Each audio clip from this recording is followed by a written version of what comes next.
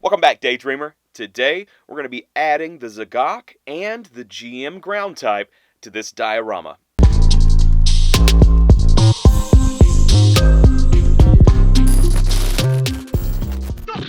Ragtag Daydreams is sponsored by NewTypeHQ.com. Okay, as promised, yes, we are going to be adding on there. We're gonna mount them onto the diorama. It's probably not really a good enough reason to use the word mount. So, sorry. Anyways, we're going to be gluing them down and getting them in position. Basically, everything ready for final touch-up paint and any kind of effects or anything like that needs to be applied. And there is plenty of effects that need to be applied. Not only lighting effect from the EL wire, but we also have to apply the epoxy pour, which is an effect all to itself. Thank goodness this week we already have the effect built for the rocket being launched, and we just need to paint up a little bit of that cloud and give it a little bit of low light and that kind of thing, because the highlight is already there. It's white polyfill. I mean, how do you highlight lighter than white? No, seriously, how do you highlight lighter than white? Because if that's a thing, then I need to know. Just comments below. If you're curious about how to bring your model building up a notch, maybe customize something, add LEDs, or build a diorama like this whole project's about, and really including a lot of that stuff. There's a lot of stuff in this diorama. Well, if you're looking for those things, you're in the right place. Every Friday I release unless there's technical difficulties, and then I also have a WIP Wednesday. That's WIP, W-I-P, Work in Progress Wednesdays, where I basically just do one-offs of kit builds or trying something new or working on something that's been a work in progress for far too long. So don't forget to check those things out. If you subscribe and hit the notification bell, you will be notified whenever I drop videos like that, and you can keep up with the things that I do here on this channel. That being said, let's get started. Okay, so starting off today, the big thing that I really need to get done so that I can start placement of the kits that we built and painted. We got to finish up the backdrop, the backer that the EL wire is going to go into. That means we basically have to make kind of a staggered cliff face kind of thing. So thankfully, I have already molded and cast the new rocks that are going in. Okay, of course, everything that's new here needs to be painted again so we can kind of keep up with our different layers. I know that we're repainting some things and we're moving over the top of things that seem like they were finished before, but a lot of this is layers on layers on layers, especially with paint. If you've ever painted miniatures like Warhammer 40K or D&D or something like that, where you really spend a lot of time on that little bitty figure. You'll put layers and layers and layers of thin paint, and you get gradients and things like that. This is just a larger form of that. It's still hobby painting, and even though I know I'm putting stuff over what was already painted, just chill for a second, okay? The biggest reason that I wanted to paint a lot of this stuff is that because I'm scratch building it, I need all the help that I can get to see what it could look like when it's done. So I don't mind using some of the cheapo paints that I've got for dioramas and wasting a few coats of that just to kind of see how I'm progressing, and I'll know if I need to change something while I'm still building it. I'm going to pick a few spots, I'm going to apply some glue, and then other spots where the paint hasn't dried all the way, I'll just try to utilize that and just add some tufts of grass, foliage, of what have you, spread a lot around next to the cliff face area there, and then some tufts, even what will be underwater, just to show maybe some, some kind of aquatic I know the story of your life through winter storms and summer skies. There was a time when you were young and free. So let's go back to the beaches where I always make you laugh, to the forest where we found a hidden path, to the summertime of 2005, when we were still alive, when we were still alive. Of course, I will add some more rocks and everything up here to the cliff face as well. So since this is about as interesting as watching paint dry, because that's exactly what it is, let's move over and paint the missile cloud exhaust effect that we did last week and make sure that it's looking good and ready to install on this diorama.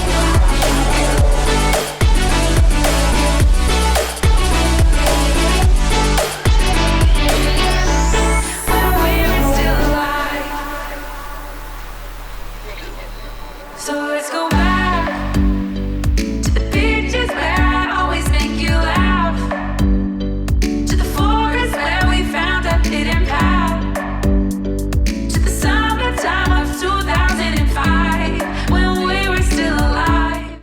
Okay, painting the new seabed. This time I'm going to start very, very dark blue, and then I'm going to fade up. So we're going to go to signal blue, which is like a dark navy blue kind of color. Then we're going to go over that and then fade up a little bit farther with the blue-green. And then we're going to add a couple of drops of the yellow that we did for the test color kind of piece to get that nice green, that sea green kind of look to it. We're going to do that and highlight the rest of it, and of course make a few little swirls and patches and things like that to try to make it look like the light is reflecting to signify the refraction of light coming through water.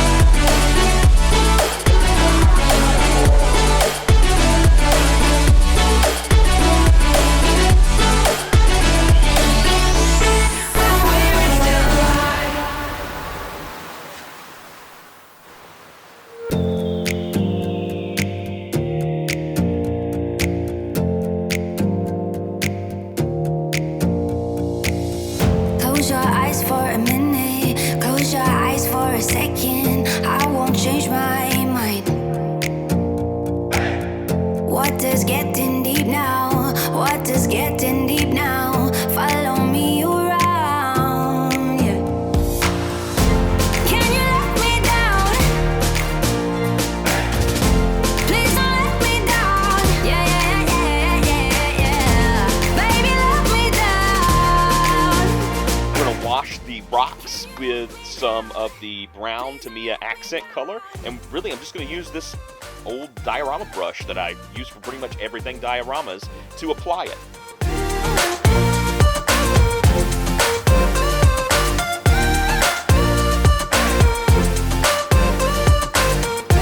Please don't let me down.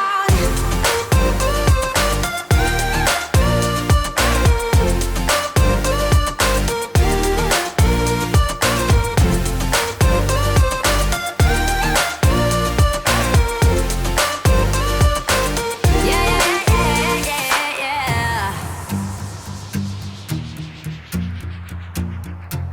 Then I'm going to go back with some of the darker, cheapo brown paint that I use for dioramas.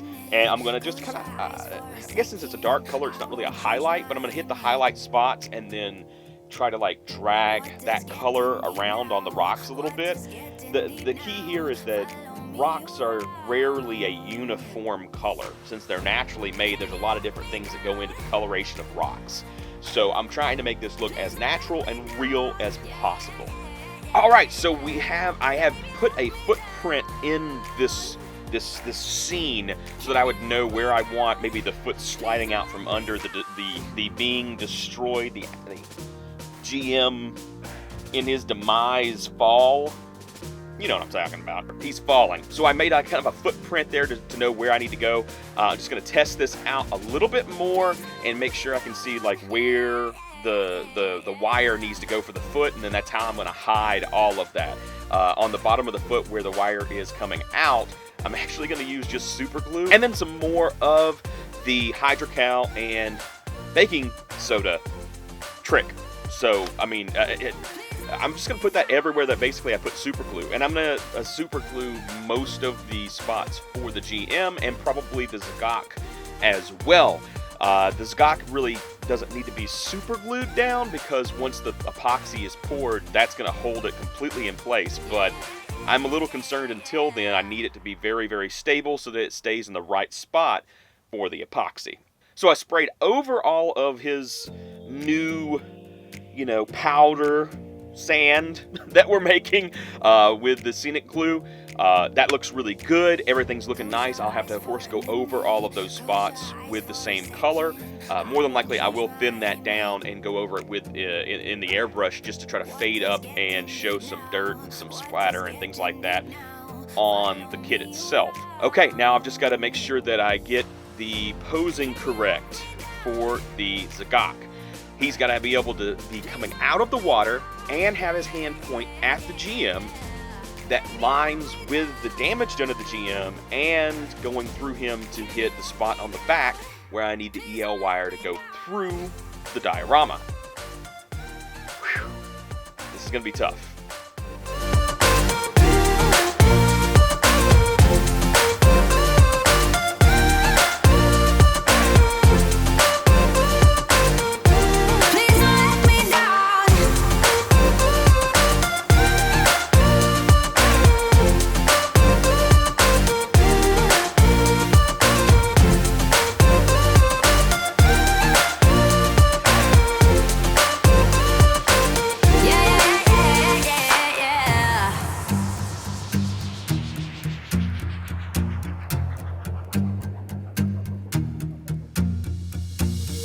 Close your eyes for a minute, close your eyes for a second. I won't change my mind. What is getting deep now? What is getting deep? Okay, so that's what we've got. This may not seem like a lot is going on in this video, but let me just tell you something. Between waiting for paint to dry and waiting for glue to dry and trying to set things up and not rush through processes, okay? That's the thing that I've noticed in prior dioramas. I've tried to kind of rush through that process like I would whenever I'm painting a piece or something like that. And I can mix a little color together and I can make fades while things are still wet. And I kind of want things to go that way depending on what I'm painting. With diorama work, you're working with things that are not just paint. So just take your time and wait for things to dry before you go to the next step. Unless, of course, you are trying to do some sort of fade with paint, then, you know, ignore me. If you like this episode, please hit the like button. If you're not subscribed yet, please do so. Don't forget the notification bell, and share away if you think somebody else might be able to benefit from this content. I'll leave you with some shots of this diorama as it sits right now. Remember, it is unfinished and unlit. These models are basically just propped into place with super glue, and then of course I had to use a stick for the Zagok because, well, he's a little top heavy and he's done some work to him and his torso's a little loose and keeps falling off, so I need to make sure that he stays in the right place while the glue dried, and I don't want him leaning out of place before I get the epoxy there either. As always, I'm Justin, your Ragtag Daydreamer, and I'll see you soon.